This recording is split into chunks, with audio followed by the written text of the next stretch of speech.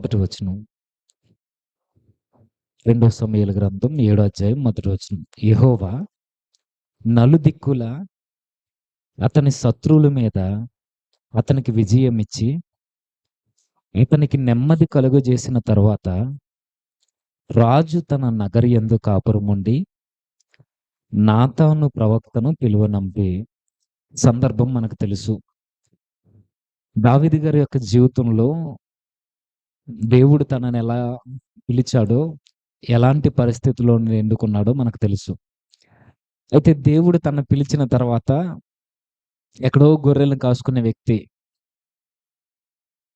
యోగ్యత లేక, ఒక మాటలో చెప్పాలంటే దేనికి పనికిరానన్నట్టుగా ఒక గొర్రెలను మేపుకుంటూ ఎక్కడో అరణ్య భూభాగంలో సంచరిస్తున్న యవనస్తుడుగున్న ఆయన్ని తన యొక్క పరిశుద్ధమైన జీవితాన్ని చూసి దేవుడు పిలిచాడు. నిజానికి దేవునికి ఈ లోకంలో బలవంతులైన వారు, ధనవంతులైన వారు, జ్ఞానవంతుల కన్నా ఆయన ఎక్కువగా ఆకర్షించేది బలహీనుల్ని, తృణీకరింపబడిన వారిని, ఎన్నిక లేని వారిని, అసలు ఈ సమాజానికి ఉపయోగం లేని వారిని. అందుకే సేమ్ అలాంటి కొలతలతో దావీదు గారి యొక్క ఎన్నిక మనకు కనబడుతుంటది. దావీదు గారిని దేవుడు ఎన్నుకున్న తర్వాత ఆయన జీవితం మనకు తెలుసు. దేవుని కొరకు ఆయన కీర్తనలో, ఆయన క్రియల్లో, ఆయన యొక్క వ్యక్తిగత జీవితంలో, బహిరంగ జీవితంలో, అన్నిటి యందు ఆయన జీవితంలో కదలాడుతూ కనిపించేది ఏమైనా ఉంది అనంటే దేవుడు, దేవుని సన్నిధి. అయితే ఎప్పుడు దేవుడు దేవుడు దేవుడు అంట తిరిగే వ్యక్తి ఒకానొక రోజు దేవుని చిత్తాన్ని బట్టి, దేవుని సంకల్పాన్ని బట్టి ఆయన రాజు అయ్యాడు. ఇలా రాజు అయిన దావీదు గారికి ఆయన ఏ ప్రాంతానికి వెళ్ళినా విజయాలే వరిస్తున్నాయి.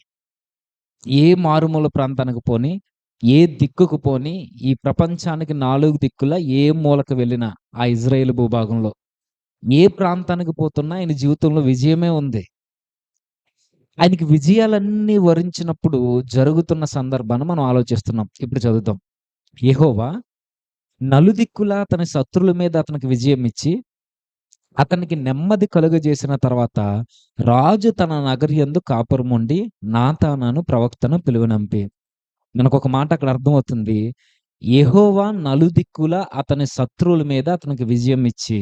అంటే ఈరోజు మన జీవితాల్లో గానీ, దావీదు జీవితాల్లో గానీ మనం సక్సెస్‌ని చూడాలి అనంటే, మన జీవితాల్లో విజయాలు, అది మన పాపపు బ్రతుకు మీద కావచ్చు, మన భౌతిక జీవితంలో గడుపుతున్న విషయాల మీద కావచ్చు, మన చదువుల్లో కావచ్చు, మన కుటుంబాల్లో కావచ్చు, ఏదైనా. మన జీవితాల్లో విజయాన్ని మనం చూడాలి అనంటే, దేవుడు మనకు తోడుంటే తప్ప మనం ఏది సాధించలేం. అయితే మీరనుకోవచ్చు, మనకన్నా లోకస్తులే బాగా సంపాదిస్తున్నారు, వారి చుట్టూనే విజయాలు తిరుగుతున్నాయి కదా అంటే, నా ఉద్దేశం అది కాదు. దావీదు గారి జీవితంలో విజయాలున్నాయి. అదే సమయంలో అతని జీవితంలో నెమ్మది ఉంది. అయితే దావీదు గారికి మిగిలిన వారికి వ్యత్యాసం ఏంటంటే, విజయాలు ఎవరైనా సాధిస్తారు. కానీ శాంతి, నెమ్మది, సమాధానం అనేది దేవుడు మన బ్రతుకుల్లో ఉంటే తప్ప రానిది. మనం కోట్లు సంపాదించినా, కార్లు కొనుక్కున్నా, బంగ్లాల మీద బంగ్లాలు కట్టినా, ఎంత సంపాదించినా నెమ్మది, సమాధానం అనేది దేవుడుంటే తప్ప రాని జీవితం అది. అయితే ఒకటి, మన జీవితాల్లో విజయాలు కలగాలన్నా దేవుడు తోడుండాలి. మన జీవితాల్లో నెమ్మదుండాలన్నా దేవుడు తోడుండాలి. మన జీవితంలో మన కుటుంబాలు స్థిరంగా కట్టబడాలి అన్నా ఆ కుటుంబంలో దేవుడుండాలి. దేవుడు దావీదుకు తోడున్నాడు కాబట్టే అతను ఏ ప్రాంతానికెళ్ళినా అతనికి విజయాలే. ఇతను ఎక్కడికి పోయినా ఆయన విజయాలే వరించాయి. దావీదు గారికే కాదు, దానియేలు గారు కావచ్చు, యోసేపు గారు కావచ్చు, వారి జీవితంలో దేవుణ్ణి, దేవుని సన్నిధిని కలిగి ఉన్నారు కాబట్టి వారు బానిసలుగా ఉన్న యోసేపు ఒక బానిస, దానియేలు గారు ఒక బానిస. ఇలాంటి బానిస బ్రతుకులు దేవుణ్ణి కలిగి ఉండడం వల్ల, దేవునితో సహవాసం ఉండడం వల్ల ఒకానొక రోజుకి వారి జీవితంలో సక్సెస్‌ని చూసారు. విజయాలను చూసారు. వారి జీవితంలో ఎదుగుదల ఉంది. ఆ ఎదుగుదల ఒక విధంగా చెప్పుకోవడానికి వారు ప్రధానమంత్రి హోదాలో, రాజు తర్వాత రాజంతటి హోదాలో వారు కూర్చున్నారు. అంటే ఈ సక్సెస్‌కి సీక్రెట్ ఏంటి? దేవుణ్ణి కలిగి ఉండడం. అంటే దేవుడుంటే జీవితాలు బాగుంటాయా అనంటే, యోసేపు గారు మనకు కనబడుతున్నారు. దానియేలు గారు మనకు కనబడుతున్నారు. ఇప్పుడు దావీదు గారు మనకు కనబడుతున్నారు. అలా అని అంటే దేవుడిని నమ్ముకుంటే ఇలా ఆస్తులు పెరుగుతాయండి. అది కాదు నేను చెప్పేది.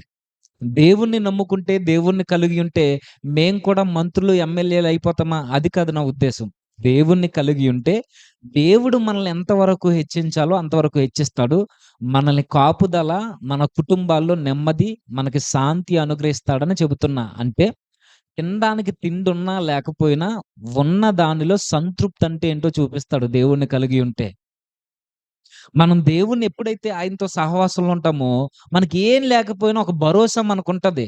నా దేవుడున్నాడబ్బా! ఆయన చూసుకుంటాడనేది ఒక ధైర్యం. సేమ్ అలాంటి సిట్యుయేషన్ రాజు గారికొచ్చింది ఇప్పుడు దావీదు గారికి. ఎక్కడికెళ్ళినా నలుదిక్కులా అతని శత్రువుల మీద విజయం. అతనికి విజయం రావడానికి కారణం ఆయన బలం కాదు. ఆయన వెనకాలన్న బలగం కాదు. ఆయన చుట్టూ ఉన్న స్నేహితుల యొక్క లేదంటే అక్కడ చుట్టూ ఉన్న సైనికుల యొక్క వీరత్వం కాదు. దావీదు గారికి విజయాలు రావడానికి కారణం చాలా క్లియర్‌గా చెప్తున్నాడు. యెహోవా, యెహోవా నలుదిక్కుల అతనికి శత్రువుల మీద అతనికి విజయమిచ్చి దేవుడిస్తే వచ్చింది దావీదు గారికి విజయాలు. అంతేకాదు దేవుడిస్తేనే వచ్చింది అతని జీవితంలో నెమ్మది. ఇప్పుడు పరిస్థితులన్నీ బాగున్నాయి. మీరు అబ్జర్వ్ చేయండి ఇప్పుడు. దావీదు గారికి ఏ డోకా లేదు. ఒక మంచి జీవితాన్ని గడిస్తున్నాడు. చుట్టూ శత్రువులు లేరు. అందరూ పన్ను కట్టేవారే. శాంతుంది, నెమ్మదుంది, తినడానికి తిండుంది. రాజభవనంలో రాజభోగాలు అనుభవిస్తున్నాడు. ఇంత సస్యశ్యామలమైన వాతావరణంలో ఉన్న ఈ దావీదు గారు ఒకానొకప్పుడు ఆయన జీవితం వేరే. ఎక్కడ ఎండ వెంబడిపోయి తలపాగా కట్టుకొని, ఆ మూగజీవుల వెనకాల దుడ్డికర్ర పట్టుకొని తిరుగుతూ ఉండేవాడు. ఎండనక, వాననక. అన్నలు కూడా పెద్దగా పట్టించుకునే పరిస్థితులు కాదు. ఇలాంటోడు చేతికర్ర పట్టుకుని నడిచే ఈయన ఈరోజు రాజదండాన్ని పట్టుకునే స్థితికొచ్చాడు. తలపాగా కట్టుకునే దావీదు గారు ఈరోజు కిరీటాన్ని పెట్టుకుని రాజసింహాసనం మీద ఆసీనుడయ్యాడు. గొర్రెలకి కాపర్లుగా ఉన్న ఈ దావీదు గారు ఇప్పుడు ఇశ్రాయేలీయులకి ఏలికయ్యాడు. అంటే తన స్థితి మారింది. అయితే అబ్జర్వ్ చేయండి. ఈయన ఈయన జీవితంలో పరిస్థితులైతే మారాయి. అంటే ఏమీ లేని స్థితి నుండి ఒక గొప్ప ఉన్నతమైన స్థితిలోనికొచ్చాడు. అయితే అతని జీవితంలో పరిస్థితులు మారినా, ఆయన జీవితంలో స్థిరంగా ఉన్నదొకటే. దేవుణ్ణి కలిగి ఉండడం, ఆయనతో సహవాసం చేయడం. గొర్రెల వెనకాల తిరుగుతున్నప్పుడు ఎలాంటి జీవితం ఉందో, రాజభవనంలో ఆయన తిరుగుతున్నప్పుడు కూడా అదే జీవితం ఉందాయనకి. ఆయనకి సరి అయిన వస్త్రాలు లేనప్పుడు ఎలాంటి భక్తుందో, ఆయన రాజవస్త్రాలు ధరించినప్పుడు కూడా అదే భక్తిని కొనసాగించాడు. ఎక్కడ ఆయన జీవితంలో అటు ఇటు తొలికిసలాడే, గాలికి చెదిరిపోయే పొట్టులాంటి జీవితం లేదు. ఆయనతో కంపేర్ చేసుకుంటే, ఈరోజు మనకి, ఆయనకి చాలా వ్యత్యాసం ఉంటది. మనం పరిస్థితులన్నీ బాగున్నాయనుకోండి, దేవుడు గుర్తుకు రాడు మనకి.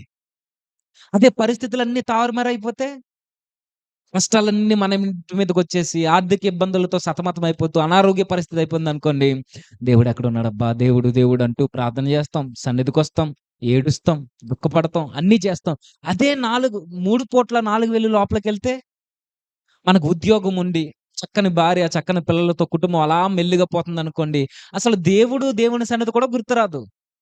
కానీ దావీదు గారు చూడండి, ఆయన జీవితంలో పరిస్థితులు మారాయి, స్థితిగతులు మారాయి. ఆయన అందలాలు ఎక్కడైనా సరే, ఆయన జీవితంలో మాత్రం ఆయన భక్తి మాత్రం సన్నగిల్లలేదు. ఎప్పుడు స్థిరమైన పునాది కలిగిన జీవితాన్ని తనకు కనపరిచాడు. అలా ఉన్న ఆయన ఇప్పుడు భవనంలో సంచరిస్తూ, సంచరిస్తూ అలా చూస్తున్నప్పుడు ఆయన కంటికి ఒక దృశ్యం కనబడింది. ఆ దృశ్యం ఏంటో మనకు తెలుసు. దేవుని మందసము అనగా దేవుని యొక్క మహిమకి, ఆయన సన్నిధికి గుర్తుగా ఉన్న ఆ మందసం గుడారంలో ఉండిపోయింది. ఒక్కసారి తన జీవితాన్ని తను ఇలా చూసుకొని, నా బ్రతుకేంటి? నా జీవితం ఏంటి? నేను ఎక్కడుండాల్సినోడిని? ఇప్పుడు ఏం చేస్తున్నాను? ఎక్కడున్నాను? ఇప్పుడు నాకు ఈ భోగభాగ్యాలు, ఇంతటి అధికారం, ఇంతటి శాంతి, నెమ్మది కలిగిన జీవితం రావడానికి కారణం నా దేవుడు. నేనేమో భవనంలో ఉన్నాను. నా ప్రభువేమో గుడారంలో ఉన్నాడు. ఇదేం బాగోలేదనుకున్నాడు. ఒక మందిరాన్ని నిర్మించాలనుకున్నాడు. దేవుడన్నాడు, "నువ్వు కట్టడానికి వీల్లేదని." అయితే విషయం ఏంటంటే మీరు అబ్జర్వ్ చేయండి. దావీదు గారి యొక్క ఆలోచన మీరు అబ్జర్వ్ చేయండి. ఆ మందసాన్ని అందరూ చూస్తున్నారు. ఆ గుడారంలో ఉండిపోయిన ఆ మందసాన్ని ఇశ్రాయేలీయుల సమాజంలో గుడారంలో ఉండిపోయిన ఆ మందసాన్ని దావీదు గారే కాదు, మిగతా వారందరూ కూడా చూస్తున్నారు. అయితే దావీదు చూసిన నేత్రాలతో మిగతా వారు చూడలేకపోతున్నారు. ఏమని? వా దావీదు తన స్థితిని, తన గతిని, తన క్షమించండి, తన గతాన్ని జ్ఞాపకం చేసుకుంటూ వర్తమానంలో ఉన్న తన జీవితాన్ని చూసుకొని, నాకింత మంచి బ్రతుకునిచ్చిన నా దేవుడు గుడారంలో ఉన్నాడు. నేనేమో రాజభవనంలో ఉన్నాను. ఇప్పుడు అదే మందసాన్ని చుట్టూ ఉన్న వారందరూ కూడా చూస్తున్నారు. వారికి గుర్తు రావాలి కదా! ఎక్కడో బానిసలుగా ఉండేవాళ్ళం. అందరి చేత కొట్టబడేవాళ్ళం. మా పితరుల గతి ఇది. మా స్థితి ఇది. ఈరోజు ఇంత మంచి బ్రతుకునిచ్చాడు. మంచి రాజునిచ్చి, ఇప్పుడు ఈ మనసు అలా ఉండిపోయిందని ఏ వ్యక్తికి పట్టలేదు. కానీ దావీదు నేత్రాలతో చూసినప్పుడు ఆయనకనిపించింది, ఇది ఇలా ఉండడానికి వీల్లేదు. మనం కూడా ఒకటి గుర్తుంచుకోవాలి. అందరూ చూసినట్టుగానే మనం దేవుడిని చూడడం కాదు. అందరు నమ్మినట్టుగా మనం దేవుడిని నమ్మడం కాదు. అందరూ వస్తున్నారు కాబట్టి మనం రావడం కాదు. అందరూ ఇస్తున్నారు కాబట్టి మనం ఇవ్వడం కాదు. అందరూ పాడుతున్నారు కాబట్టి మనం పాడడం కాదు. దేవునికి, మనకి ఒక ప్రత్యేకమైన అనుబంధం ఉండాలి. ఒక సహవాసం. అది దేవుడు కోరుకుంటాడు. అందరితో కలిసి ఎవరైనా వస్తారు. అందరితో కలిసి ఎవరైనా ఇస్తారు, పాడతారు, అన్నీ చేస్తారు. కానీ దేవునికి నీకు ఉన్న ఆ సహవాస బంధం అందరికన్నా ఒక ప్రత్యేకమైనదిగా ఉండాలి. అందరూ చూస్తున్న ఆ మందసాన్ని దావీదు గారు చూసారు కానీ, దావీదు గారు అందరిలా చూడలేదు. నా దేవుని మనసు ఇలా ఉండడానికి వీల్లేదని మందిరాన్ని కట్టాలనుకున్నాడు. దేవుడు వద్దన్నాడు. అయితే మీరు గమనించండి. దావీదు గారు కట్టడానికి అర్హుడు కాదని దేవుడన్నా, దావీదు గారి యొక్క ఆలోచన దేవునికి నచ్చింది. దావీదు గారు అందరిలా ఆలోచించలేదు. అందరిలా చూడలేదు. తన స్థితిగతులు మారినా, ఎప్పుడూ ఒకేలా ఉన్న ఆయన దేవుని నామ ఘనతను హెచ్చించాలని నిర్ణయం తీసుకుంటే, దేవుడు ఏమొద్దు, నీ తదనంతరం నీ కుమారుడు కడతాడు. అయితే నువ్వు నా కోసం ఆలోచించావు కాబట్టి, నువ్వు నా నామ ఘనతను హెచ్చించాలని చూసావు కాబట్టి, నువ్వు నా కోసం ఏదో చేయాలని తాపత్రయపడ్డావు గదా! 7 అధ్యాయం 10 వచనం. మరియు ఇశ్రాయేలీయులు నా జనులు ఇకను కదిలింపబడకుండా హ్మ్. 11 నీ శత్రువుల మీద నీకు జయమిచ్చి, నీకు నెమ్మది కలుగజేసి ఉన్నాను. మరియు యెహోవానగు నేను నీకు తెలియజేయనిదేమనగా, నేను నీకు సంతానము కలుగజేసేదను. నీ దినములు సంపూర్ణమగునప్పుడు, నీ పితరులతో కూడా నిద్రించిన తర్వాత, నీ గర్భంలో నుండి వచ్చిన నీ సంతతిని హెచ్చించి, రాజ్యమును అతనికి ఒక మాటలో పోల్చుకోవాలనంటే, దావీదు గారు దేవుడిచ్చే ఆ వాగ్దానం, దేవుడిచ్చే ఆ యొక్క ఆశీర్వాదంతో పోల్చుకుంటే దావీదు గారు ఆలోచించింది చాలా చిన్నది. దావీదు గారు మందిరాన్నే కట్టాలనుకున్నాడు. కానీ దేవుడు తన కుటుంబాన్ని కట్టాలనుకున్నాడు. తన రాజ్యాన్ని కట్టాలనుకున్నాడు. పైగా దేవుడు దావీదు గారికి వాగ్దానం చేస్తున్నాడు. నువ్వు దీర్ఘాయుష్మంతుడవుతావు. అంటే మనకేం అర్థమవుతుంది? మనం దేవుని కొరకు, ఆయన పని కొరకు, ఆయన సన్నిధానం కొరకు, ఆయన వాక్యం కొరకు మనం ఆలోచించడం స్టార్ట్ చేస్తే, దేవుడు మన కొరకు, మన కుటుంబాల కొరకు, మన రాబోయే తరాల కొరకు ఆయన ఆలోచించడం స్టార్ట్ చేస్తాడు. అంటే ముందు మనం దేవుని కొరకు మనం ఆలోచించాలి. మనం నిలబడితే మనల్ని బట్టి మన కుటుంబాల్ని ప్రభావితం చేస్తాడు దేవుడు. మనల్ని బట్టి మన చుట్టూ ఉన్న వారిని ప్రభావితం చేయడానికి దావీదుకు తోడున్నట్టుగానే మనకు తోడుంటాడు. దావీదు చిన్నదే మందిరం కట్టాలనుకుంటే, నీ ఆలోచన నచ్చింది. కానీ నీకే నేను వాగ్దానం చేస్తున్నాను. నువ్వు నా నామ ఘనతను హెచ్చించడం కాదు. నేనే నీకు ఘనతనిస్తా. నీ బిడ్డల్ని కాపాడతా. నీ కుటుంబాన్ని నిలబెడతా. నీ రాజ్య సింహాసనాలు స్థిరంగా ఉంచుతానంటున్నాడు. ఇంత మంచి వాగ్దానం పొందుకోవడానికి కారణం ఏంటంటే, దావీదు గారి యొక్క బ్రతుకులో స్థిరత్వం ఉంది. అటు ఇటు కదిలిపోను. ఈరోజు మనం నేర్చుకోవాల్సింది, పరిస్థితులు మారితే మనం మారిపోకూడదు. మనకేమన్నా బాధలొచ్చినప్పుడు అలా వెయిట్ చేయాలి. మన దేవుడు మంచోడు. మన దేవుడు సహాయకుడు. మన దేవుడు మనల్ని చూసేవాడు. ఆయన ఉదాసీనంగా అందరి వలె ఉండిపోయేవాడు కాదు. ఆయన జీవము గలవాడు. ఆయన కలుగు చేసుకునేంత వరకు నిరీక్షణతో వెయిట్ చేయాలి. అంతేగాని శ్రమలొచ్చినప్పుడు ఒకలా, సంతోషమొచ్చినప్పుడు ఒకలా, లేదంటే అప్పులు లేనప్పుడు ఒకలా, అప్పులున్నప్పుడు ఒకలా, రోగాలొచ్చినప్పుడు ఒకలా, ఏమీ లేనప్పుడు ఇలా పరిస్థితిని బట్టి సీజనల్‌గా మనం మారిపోతున్నామనుకోండి, దేవుడు మనకు తోడుంటాడంటే చూసి చూడనట్టు దేవుడు కూడా ఎళ్ళిపోతాడు. ప్రత్యేకమైన వాడిగా దేవునితో ఉంటే, దావీదుకు తోడున్న దేవుడు, దావీదు కుటుంబానికి తోడున్న దేవుడు, మన కుటుంబాలకి, మన ఆత్మీయ జీవితాలకు కూడా తోడుంటాడు. అలా ఉండాలి అనంటే మనం ప్రభువుతో సహవాసం చేయాలి. మనం స్థిరంగా నిలబడాలి. అటు ఇటు ఊగిపోకుండా. మాటంటే మాట. దేవుడన్న దానికి మన పరిశుద్ధమైన జీవితాలను గడపడానికి అలా క్రీస్తు అనే బండ మీద మన పునాది స్థిరంగా ఉండాలి. గాలి వానకి అటు ఇటు చెదిరిపోకుండా. అటు ధన్యత ప్రభు మనందరికి అనుగ్రహించును గాక. తల వంచండి, చిన్న ప్రార్థన చేద్దాం. సర్వోన్నతుడా, సర్వాధికారి, కృపగల మా ప్రభా! అవునయ్యా. మా బ్రతుకుల్లో తండ్రి పరిస్థితులను బట్టి మేము మారిపోతుంటే మమ్మల్ని సరిచేయండి. అయ్యా, నూతనంగా ఏర్పడిన సంఘము, దేవా, వస్తున్న మేము తండ్రి, మా పరిస్థితులు తారుమారైతే మీ మీద సణుగుకొనే వారముగా కాక, మా స్థితిగతులు ఎలా ఉన్నా ఏమైనా దావీదు వలె స్థిరముగా నిలబడుటకు సహాయాన్ని అనుగ్రహించండి. ఎల్లప్పుడూ మీకు, మీ సన్నిధానానికి, మీ వాక్యానికి తండ్రి మేము ప్రాధాన్యతనిస్తూ, మా వ్యక్తిగత జీవితాలను, మా కుటుంబాలను మీ యందు కట్టుకోవడానికి సహాయాన్ని అనుగ్రహిస్తారని కోరుచు, మరిన్ని మాటలు మీ బిడ్డల ద్వారా మాతో మాట్లాడి బలపరుస్తారని ఆశపడుచు, క్రీస్తు నామాన్ని ప్రార్థన సమర్పిస్తున్నాము తండ్రి. ఆమేన్.